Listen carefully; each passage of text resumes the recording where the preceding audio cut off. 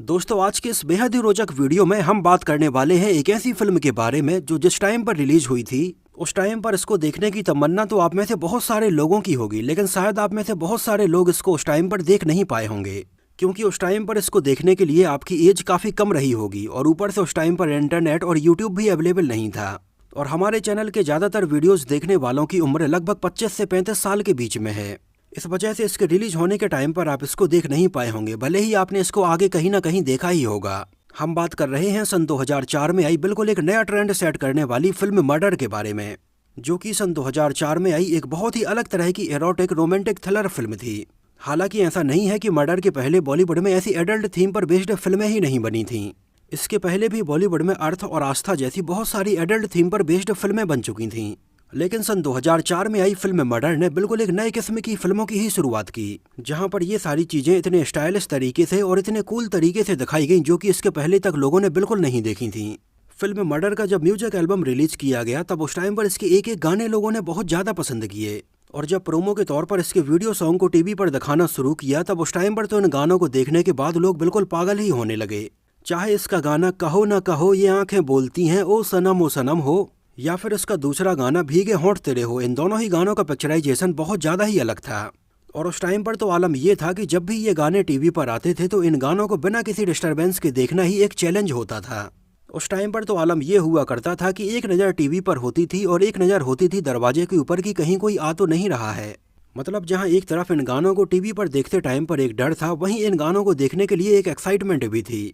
और उस टाइम पर इस डर और एक्साइटमेंट के बीच का ही जो समय था वही सबसे ज़्यादा अच्छा समय था, जिसको मेरे और आप जैसे बहुत सारे लोग आज भी मिस करते होंगे। भले ही आज हमारे पास इंटरनेट है, मोबाइल है, यूट्यूब है, आप जब चाहें इन गानों को बिना किसी डिस्टरबेंस के देख सकते हैं, लेकिन अब आज के टाइम पर वो मज़ा नहीं आता है।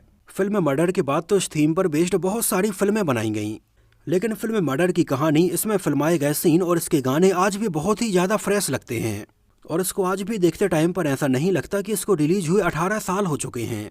और भले ही फिल्म का टाइटल मर्डर है, लेकिन आज भी इसका टाइटल सुनने के बाद हमारे जहन में इमरान हाशमी और मल्लिका शेरावत के सीन ही सामने आते हैं। तो इस वीडियो में डिटेल से चर्चा रहेगी फिल्म मर्डर से जुड़े हुए बहुत सारे अननोन फैक्ट्स के बारे में। फिल्म मर्डर को रिलीज किया गया था सन 2004 में गर्मियों के समय में 2 अप्रैल को, और इसकी कहानी में हमें जो एक बेसिक स्टोरी लाइन दिखाई जाती है, जहाँ पर एक पत्नी अपने पति से खुश नहीं होती है और बाद में वो अपने एक कॉलेज के बॉयफ्रेंड से मिलती है और उसके साथ उसका अफेयर शुरू हो जाता है, और धीरे धीरे हस्बैंड का शक भी अपनी वाइफ के ऊपर होने लगता है, और धीरे धीरे ये कहानी एक थ्रिलर कहानी में बदल जाती है। एक्चुअली इस कहानी का एक बेसिक आइडिया लिया गया था सन 2002 में आई एक अमेरिकन फिल्म अनफेथफुल से, जो खुद सन 1969 में आई एक French film the unfaithful wife से काफ़ी इंस्पायर्ड थी। और सन 2004 में कुछ ऐसा हुआ कि सेम इसी थीम पर हमें फिल्म मर्डर के अलावा और भी बहुत सारी फिल्में देखने के लिए मिली।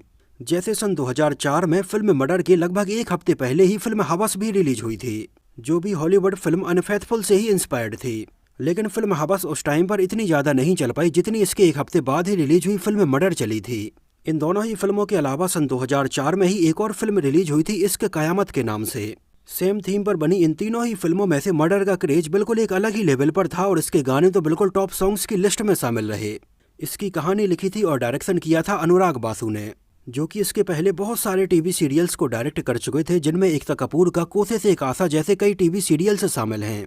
और फिल्म मर्डर के पहले अनुराग बासु ने सन 2003 में जॉन अब्राहम और तारा शर्मा के साथ में फिल्म साया बनाई थी, जो भी उस टाइम पर आई एक रोमांटिक थ्रिलर फिल्म रही, लेकिन ये फिल्म उस टाइम पर बहुत ज़्यादा नहीं चल पाई थी। और मर्डर के बाद अनुराग बासु ने Gangster, Life in a Metro, Barfi, Jagga Jasoos जैसी बहुत सारी फिल्में बनाई, और सुपर डांसर जैसे बहुत सारे टीवी शोज में वो हमें बतौर जज भी नजर आते हैं। विशेष फिल्म्स के बैनर तले इसको प्रोड्यूस किया था महेश भट्ट और मुकेश भट्ट ने, और इसमें हमें इमरान हाशमी, मल्लिका शेरावत, अस्मित पटेल, राज जुत्सी और सीबा चड्ढा जैसे एक्टर्स नजर आए थे। फिल्म का बेहतरीन म्यूजिक दिया था अन्नू मलिक ने, जहां पर इसके म्यूजिक एल्बम में गानों के सारे वर्जन्स को मिलाकर टोटल 8 गाने रखे गए थे। और उस टाइम पर फिल्म मर्डर के म्यूजिक एल्बम को लोगों ने इतना ज़्यादा पसंद किया कि हर कहीं पर इसके गाने आसानी से सुने जा सकते थे। उस टाइम पर जब बसों में, ऑटो में और चाय की दुकानों पर इन गानों को बजाया जाता तो लोग खड़े होकर इन गानों को सुना करते थे। इसके बेहतरीन गाने थे कहो ना कहो ये आंखें बोलती हैं ओ सनम, भीगे होंठ तेरे, दिल को 1000 बार रोका, जिंदगी इस तरह से लगने लगी, जख्म दिखने लगे दरारों से। और इन गानों के अलावा एक और बेहतरीन गाना सुनने के लिए मिला था जाना तेरे प्यार में। और ये गाना वाकई में काफी अच्छा है और आप में से बहुत सारे लोगों ने उस टाइम पर इसको सुना भी होगा। जाना तेरे प्यार में मेरा दिल। अगर आप लोगों ने अभी तक ये गाना नहीं सुना है तो YouTube पर ये गाना अवेलेबल है। इस गाने की लिंक मैं यहाँ पर नीचे डिस्क्रिप्शन बॉक्स में दे दूंगा, जहाँ पर जाकर आप इस बेहतरीन गाने को एक बार फिर से सुन सकते हैं। एक्चुअली उस टाइम पर फिल्म मर्डर के म्यूजिक एल्बम में सुनने के लिए मिले इस गाने का पूरा म्यूजिक एल्बम एक बंगाली गाने से कॉपी किया गया था। ये माइल्स का गाना था जिसका नाम है फ्री दाओ। और अनु मलिक के ज्यादातर गाने तो वैसे ही कहीं ना कहीं से कॉपीड होते हैं, तो इस गाने का म्यूजिक पूरा अनु मलिक ने इसी गाने से उठाया था। इस ओरिजिनल बंगाली गाने का म्यूजिक और फिल्म मर्डर में रखे गए इस गाने के म्यूजिक को आप मैच करके यहाँ पर देख सकते हैं। इन दोनों ही गानों की लिंक यहाँ पर नीचे डिस्क्रिप्शन बॉक्स में दी हुई है। हालांकि पहले इस गाने को पूरा शूट करके फिल्म मर्डर में रखा जाने वाला था, लेकिन बांग्लादेशी बैंड माइल्स के द्वारा इसके ऊपर आपत्ति प्रकट की गई और उन्होंने इस गाने के म्यूजिक एल्बम को कॉपी करने को लेकर अनु मलिक के ऊपर बहुत सारे आरोप लगाए। यहाँ तक कि उस टाइम पर उनके म्यूजिक को कॉपी करने को लेकर उन्होंने कंपनसेशन की भी मांग की, लेकिन बाद में आगे चलकर उन्हें इसके लिए कंपनसेशन तो नहीं दिया गया, लेकिन ये गाना भी फिल्म में नहीं रखा गया। इसके अलावा फिल्म का एक और दूसरा गाना कहो ना कहो, इसके म्यूजिक को भी अनु मलिक ने कॉपी ही किया था। एक्चुअली इस गाने के म्यूजिक को कॉपी किया गया था एक बहुत ही पॉपुलर अरेबिक गाने से, जिसको इजिप्ट के एक बहुत ही पॉपुलर म्यूजिक कंपोजर और सिंगर अमर दायब ने गाया था। उन्होंने सन 2000 में अपने एक म्यूजिक एल्बम तमल्ली मयाक के नाम से लॉन्च किया था और इस गाने को उन्होंने इसी एल्बम में रखा था। इस गाने का म्यूजिक इतना ज़्यादा मेलोडियस और इतना ज़्यादा कैची है कि इसको बहुत सारी भाषाओं में कई बार अलग अलग रीमेक करके बनाया गया। English, Russian, Kannada, Spanish, Turkish, ऐसी बहुत सारी भाषाओं में इस गाने को अलग अलग रीमेक करके बनाया गया। इसी सीरीज में सन 2002 में एक पाकिस्तानी सिंगर अमीर जमाल ने इस पॉपुलर अरेबिक गाने का उर्दू वर्जन निकाला, जिसको पाकिस्तान में लोगों ने बहुत ज़्यादा पसंद किया। अमीर जमाल के द्वारा गाए गए इस पाकिस्तानी गाने का नाम भी था कहो ना कहो और इसमें उन्होंने अरेबिक गाने की भी कुछ लाइनें यूज की थी।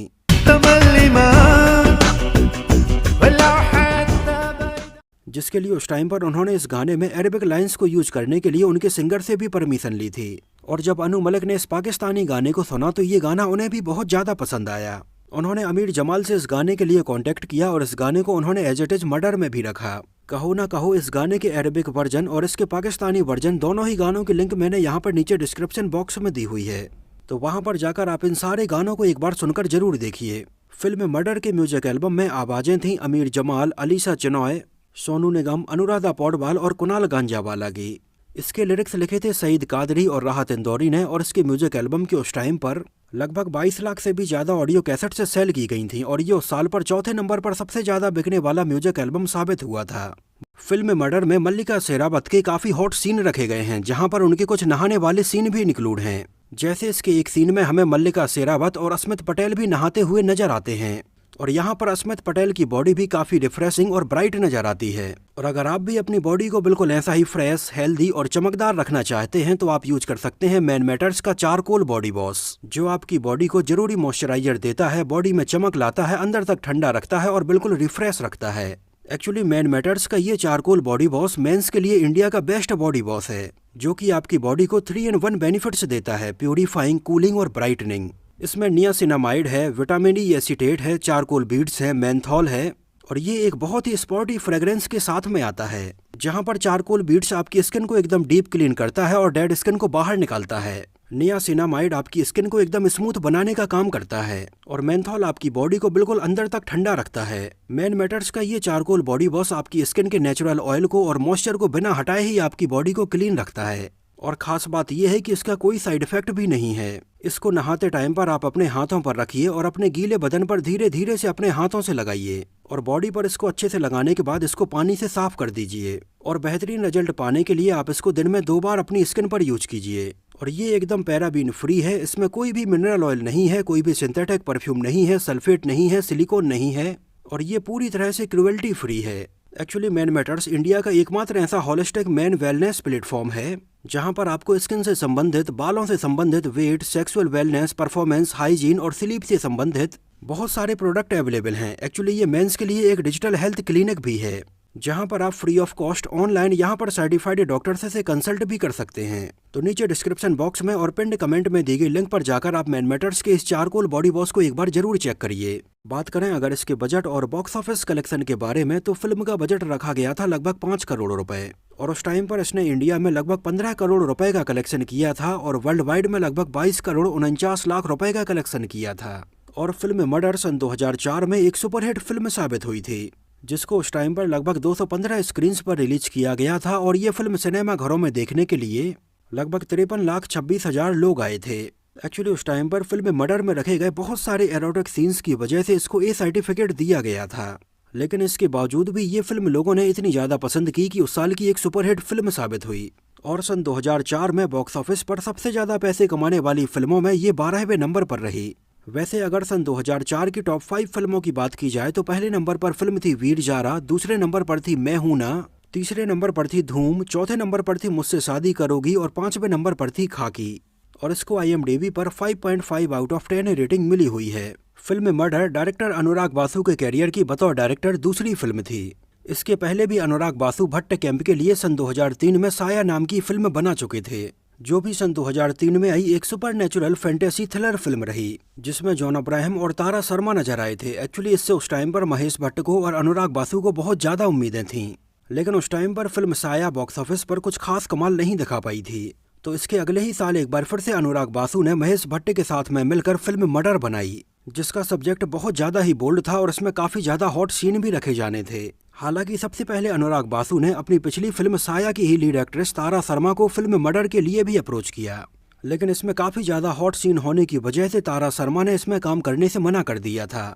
और इसके बाद इसमें एंट्री हुई मल्लिका शेरावत की, जो कि इसके पहले भी सन 2003 में ख्वाहिश नाम की एक काफ़ी बोल्ड फिल्म में पहले भी काम कर चुकी थीं।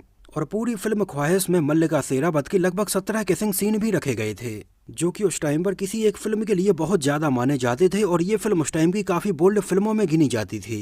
और अनुराग बासु ने और महेश भट्ट ने मल्लिका शेरावत को देखा और उन्हें लगा कि फिल्म मर्डर के लिए वही परफेक्ट चॉइस रहेंगी। हालांकि मल्लिका शेरावत को बताया गया कि फिल्म में उनके काफ़ी हॉट सीन भी रखे जाएंगे, क्योंकि ये कहानी की डिमांड भी है। और मल्लिका शेरावत ने इसकी कहानी सुनने के बाद इसमें काम करने के लिए हाँ बोल दिया।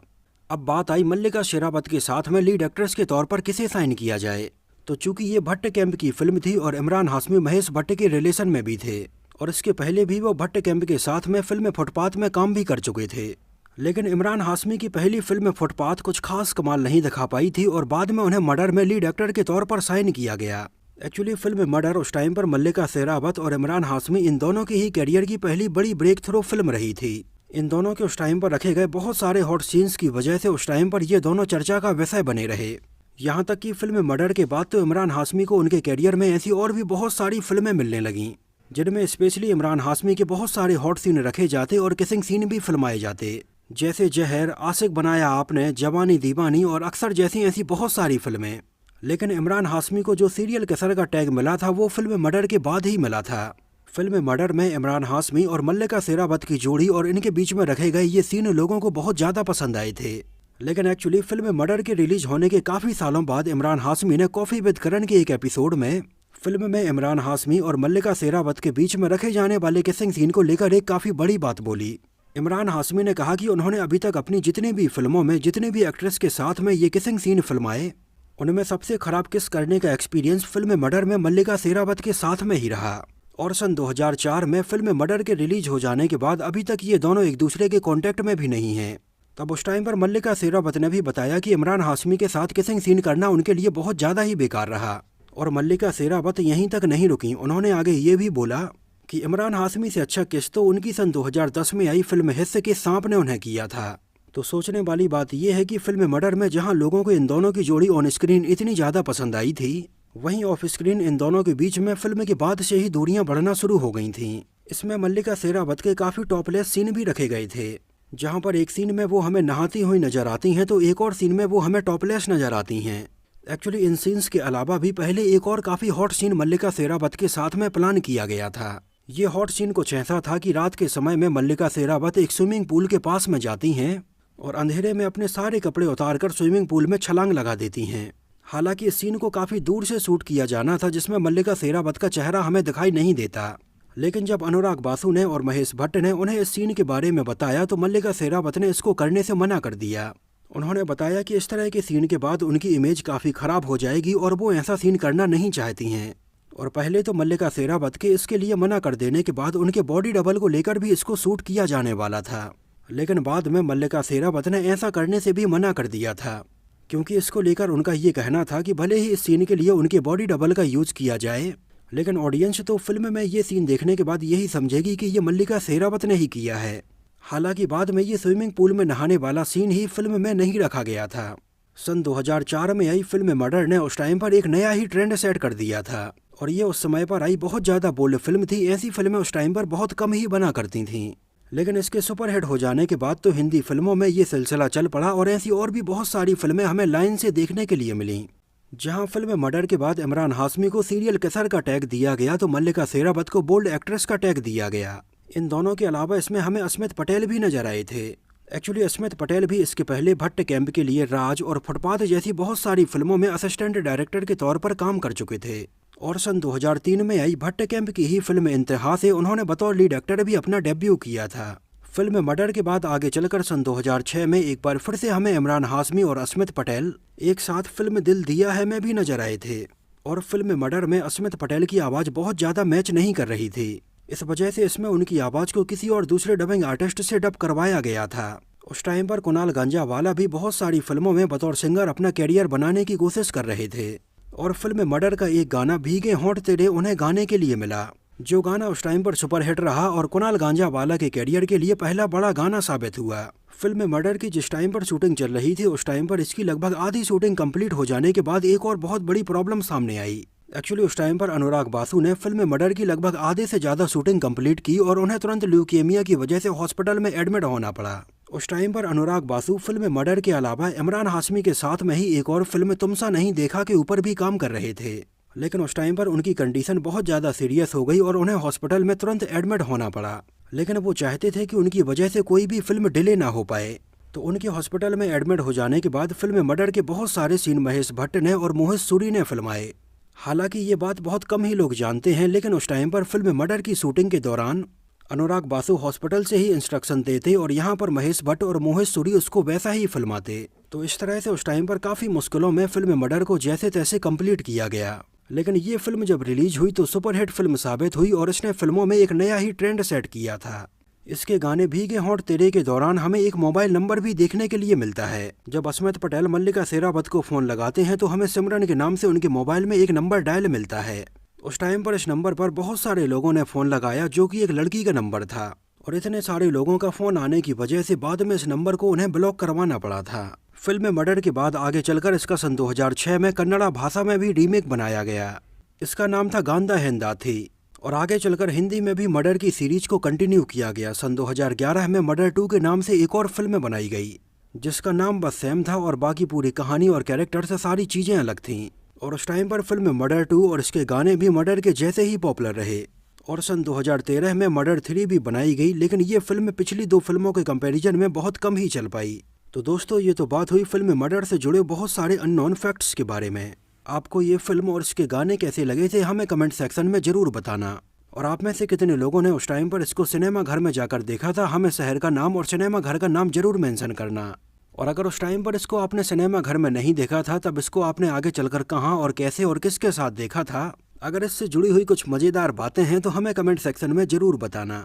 तो इस वीडियो में इतना ही। अगर ये वीडियो आपको पसंद आया हो, मेरी मेहनत आपको पसंद आई हो, तो इसको प्लीज़ लाइक करके मुझे इस बात का जवाब जरूर दीजिए। और नीचे डिस्क्रिप्शन बॉक्स में दी गई लिंक पर जाकर मैन मैटर्स के बॉडी वॉश को एक बार जरूर चेक करिए। तो मिलते हैं किसी नए वीडियो में बॉलीवुड फिल्मों से जुड़ी हुई कुछ और ऐसी ही इंटरेस्टिंग और रोचक बातों के साथ।